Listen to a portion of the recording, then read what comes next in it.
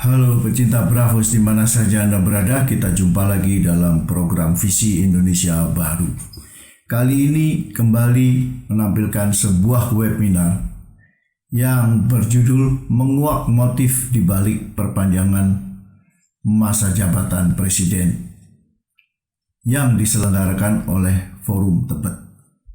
Dua pembicara dalam program ini menampilkan pendapat yang berbeda, bahkan kelihatannya bertentangan, karena di satu sisi ada yang menganggap isu perpanjangan masa jabatan presiden dan penundaan pemilu ini masih layak untuk dibicarakan dan masih sangat penting karena yang bersangkutan yaitu Presiden Jokowi sendiri tidak menunjukkan sikap yang jelas, dan hal ini menurut pembicara harus segera diakhiri. Sementara pembicara yang lain mengatakan bahwa tidak ada lagi masalah dengan pemilu 2024. Anthony Budiawan mengatakan bahwa presiden harus jelas mengambil sikap atau dia akan terus dituding sedang berupaya untuk melindungi para oligarki, yaitu para konglomerat besar yang saat ini sangat berkuasa secara ekonomi dan politik. Menurut Anthony, para pemilik uang ini sedang ketar-ketir karena mereka khawatir bahwa 2 tahun lagi mereka akan kehilangan bapak pelindung. Anthony juga mengatakan bahwa pejabat publik harus bicara berdasarkan data dan fakta, bukan kebohongan. Kalau mereka tidak bisa membuktikan apa yang dibicarakan itu sesuai data dan fakta, lebih baik mundur. Bravos, your digital radio station. Ini ada suatu persoalan yang sangat besar bagi bangsa kita. Jadi artinya adalah masa jabatan Presiden Jokowi 2024 sudah selesai, sudah tidak ada apapun lagi. Itu semua konstitusi yang mengatakan sudah 2 kali menjabat dan jabatan terakhirnya adalah 2024. Titik. Jadi tidak ada narasi-narasi lagi yang mengatakan bahwa ini adalah masih diinginkan dan sebagainya. Nah, ini yang saya sebut, bahwa ini hanya bisa dimungkinkan kalau pemerintah mengkudeta konstitusi. Mengkudeta konstitusi artinya mengubah konstitusi untuk kepentingannya sendiri. Bukan untuk kepentingan rakyat, untuk melanggengkan dia punya kekuasaan. Nah, di dalam mengkudeta konstitusi ini sudah berjalan dan sedang berlangsung. Jadi bahwa ini adalah memang tadi yang dikatakan ini bukan laten lagi, bahwa ini adalah sudah real, sudah terjadi dan sedang berlangsung.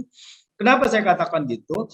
Pertama, untuk menyatakan bahwa Pak Presiden Jokowi masih layak untuk memerintah dan layak untuk diperpanjang dengan cara menunda pemilu. Jadi apakah 3 periode atau menunda pemilu? Nah, ini dipilih menunda pemilu. Jadi ini adalah narasinya sudah ada. Terus kedua, ada dibuat semacam justification bahwa semua rakyat menginginkan bahwa ini Jokowi, bahwa alasan ekonomi, alasan rakyat dan sebagainya. Dengan survei dari Lembaga Survei dan Indonesia Laboratorium 2045, Lab 45. Nah, situ dikatakan bahwa ada keinginan dari masyarakat. Pejabat yang benar akan mengatakan rakyat terima kasih, Anda percaya, saya stop. Jadi Pak Jokowi tidak bisa mengatakan bahwa saya taat konstitusi. Cuma mengatakan gitu, dan saya tidak bisa mengatakan bahwa ini adalah demokrasi, saya tidak bisa melarang. Ini adalah pernyataan yang salah. Sebabnya taat konstitusi nanti bagaimana kalau sudah dirubah, lalu mengatakan bahwa oke, Pak Jokowi ini sudah dirubah sampai nggak ada penundaan pemilu. Bagaimana? Presiden yang benar itu harus mengatakan pemilu harus dilaksanakan 2024. Jadi bukan taat konstitusi. Nah, ini tegas gitu. Jadi presiden itu harus tegas bahwa dia harus mengawal, ini ada permasalahan bangsa di depan, dan statementnya harus sangat jelas sekali. Tidak ada penundaan pemilu. Saya selesai 2024. Titik. Nah, itu jadi tidak mengundang lagi begini.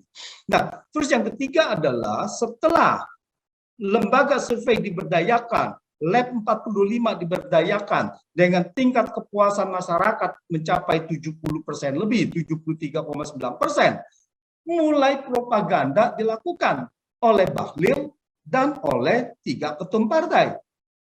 Ya, propaganda dilakukan bahwa ini ada yang mau dan sebagainya.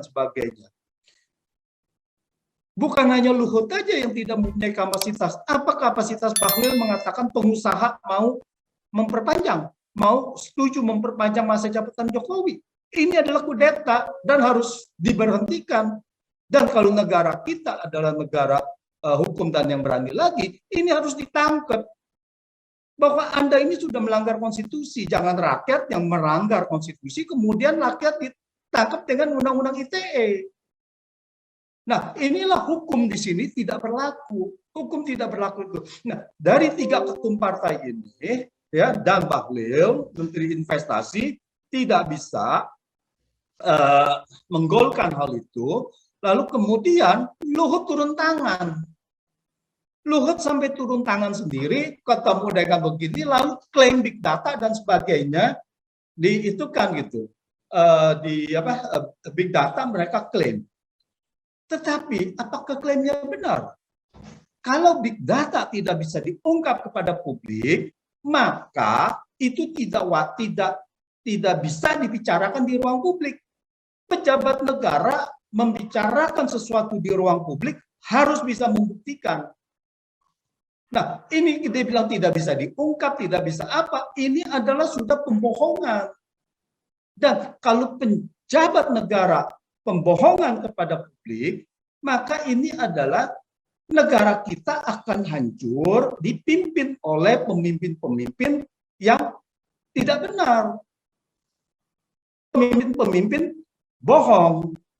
Nah, ini akan membuat negara pasti mengalami kemunduran. Nah, terus kalau kita lihat, apa? Ini ada Bung Wanto. Kenapa? Sekarang ini kan perannya PDIP gimana gitu. Ini kan tidak terlepas bahwa ini adalah di belakangnya adalah yang mengusung Jokowi, ini adalah PDIP. Memang PDIP tidak bisa mendikte kalau ketika presiden sudah menjadi presiden, maka bisa mempengaruhi atau apapun, lobby-lobby dan sebagainya, tetapi itu adalah hak prerogatif presiden untuk memilih pembantunya, untuk memilih menteri. Tetapi ketika ada yang melenceng, maka bahwa sebagai partai ruling party, maka wajib untuk membuat statement tegas bahwa ini tidak benar. Jadi bukannya hanya minta data, minta klarifikasi, tidak. Kalau tidak benar bahwa presiden harus memberhentikan para menterinya yang terlibat untuk pembohongan ini. Nah, itu yang ditunggu gitu. Itu yang ditunggu. Kalau tidak ditunggu, kalau tidak dibicarakan begitu, maka bisa saja rakyat menduga-duga bagaimana posisi PDIP juga. Karena kalau kita lihat, Nasdem yang mengatakan menolak secara tegas didekati juga oleh Erlangga. Lalu terjadilah di situ Surya Paloh juga mengatakan kami siap untuk membahas penundaan pemilu. Jadi tidak ada yang pasti. Saya setuju dengan Bung Herdiansyah. Selama ini apapun yang dikatakan, tidak ada yang pasti bahwa mereka ini stop untuk penundaan pemilu. Dan ini adalah kejahatan kepada konstitusi, kejahatan kepada kedaulatan rakyat. Dan di sini peran PDIP sebagai ruling party, dan tidak hanya cukup, saya rasa Ibu Mega sangat cukup untuk menjelaskan bahwa tidak bisa itu, tetapi penegasan itu harus dilakukan untuk menghentikan upaya-upaya yang sedang berlangsung, upaya-upaya kudeta konstitusi yang sedang berlangsung. Dengan pembohongan narasi-narasi, dengan pembohongan-pembohongan. Kalau bisa dibuktikan itu, saya siap minta maaf. Hari ini saya bicara bahwa data yang diajukan adalah data yang tidak benar, alias bohong. Selama saya rakyat belum bisa mendapatkan itu, saya rasa rakyat akan menuduh ini adalah suatu kebohongan. Makanya kalau kita lihat di sosial media yang mengatakan big data adalah big lies, big data, big liars dan sebagainya. Ini sudah sikap dari publik untuk menyikapi hal-hal yang seperti kayak begini gitu. Dan wibawa dari pejabat kita sudah tidak ada lagi. Nah, kita sedih bahwa bangsa ini diatur dengan pejabat-pejabat seperti begini gitu. Nah, jadi kalau kita lihat ini dan kemudian mengenai hubungan dengan IKN, jelas bahwa IKN ini adalah kita harusnya mulai tahun 2019 ya direncanakan gitu. 2020 2024 itu akan memakai dana APBN. Lalu sudah dinarasikan ada udah ada investor dan sebagainya yang mau masuk. Terus kemudian datang pandemi dan ini terlambat. Jadi IKN ini kalau untuk pandangan dari pemerintah, saya membacanya bahwa kita membangun IKN terlambat 3 tahun.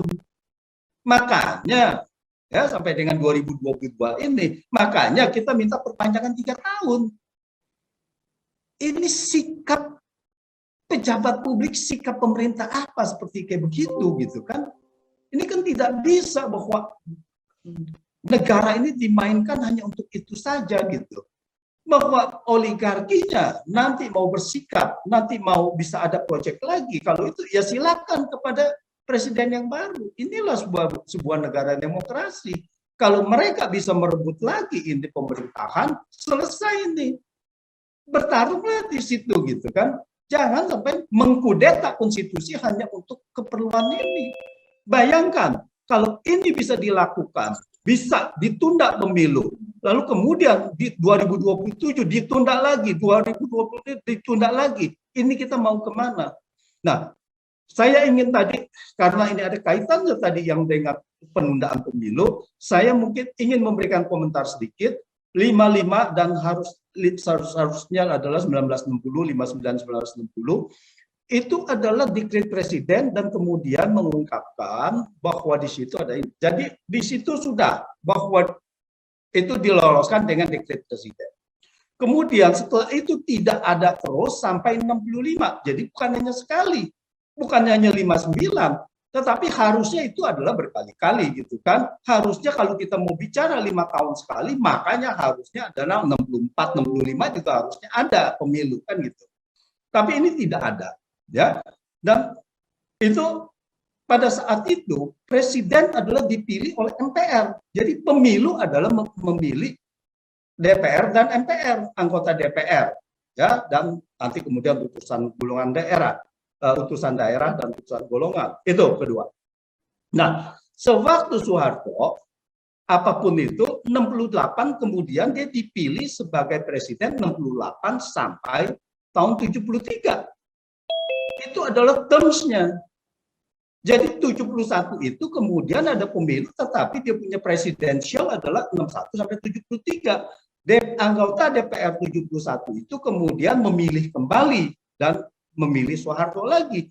Jadi ada perbedaan yang sangat mendasar bahwa yang sekarang adalah subjeknya adalah presiden. Pada saat itu subjeknya adalah pemilihan DPR dan MPR. Karena pada saat itu presiden sebagai mandataris MPR. Bisa saja dipilih yang lain. Jadi bukan pemilihan presiden. Jadi ada dua fundamental yang berbeda.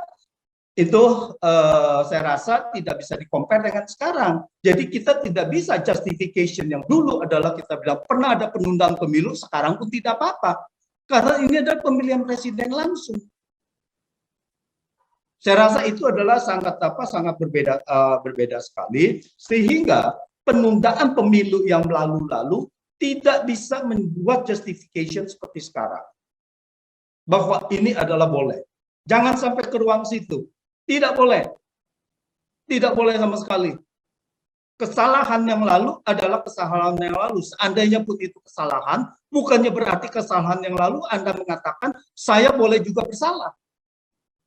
Ini adalah pemikiran yang error. Jadi kita tegas, konstitusi kita sekarang mengatakan begitu, dan harus dilakukan secara itu. Tidak boleh interpretasi yang lain, tidak boleh sejarah yang lain, yang lalu-lalu itu yang tidak relevan dengan yang sekarang gitu. Nah, itulah bahwa dengan IKN itu yang kita lihat, bahwa saya lihat di sini adalah ada upaya-upaya untuk mengambil waktu yang hilang, tetapi sebetulnya ini bukan waktu yang hilang. Sebetulnya Presiden kalau bisa menanggulangi pandemi meskipun ekonominya turun, itu adalah sudah dianggap keberhasilan. Keberhasilan ini bukannya hanya ekonomi. Keberhasilan dari suatu pemerintahan adalah mitigasi dari risiko mencoba supaya negara ini atau bangsa ini tidak terpuruk lebih dalam kalau itu dalam masalah resesi. Nah, jadi jangan sampai ini hanyalah pemikiran komersial, proyek. Nah, kalau kita lihat ini adalah kelihatan begitu. Lihat aja bangun ibu kota negara, saya nggak pakai APBN. Ini sudah salah. Saya sendiri adalah membangun ibu kota harus 100% APBN. Tidak boleh dengan swasta. Bahwa swasta itu boleh adalah hal-hal yang swasta. Tidak boleh dibilang oke bangun untuk istana, untuk DPR, untuk MPR begitu ya ininya. Lalu kemudian nanti mau diraus lah, mau ditukar dengan yang di Jakarta. Ini pemikiran konsep yang sangat salah. Tidak boleh begitu. Jadi harus APBN supaya bisa dilihat apakah ini ada korupsi atau tidak. Kalau dengan swasta, dia mengerjakan proyek, kalau dia bilang 100, kalau dia bilang nilainya 10 triliun, siapa yang tahu? Emang kita lihat lagi, dia tukar sama di sini. Ya, di sini lalu nilai berapa. Jadi tidak bisa begitu.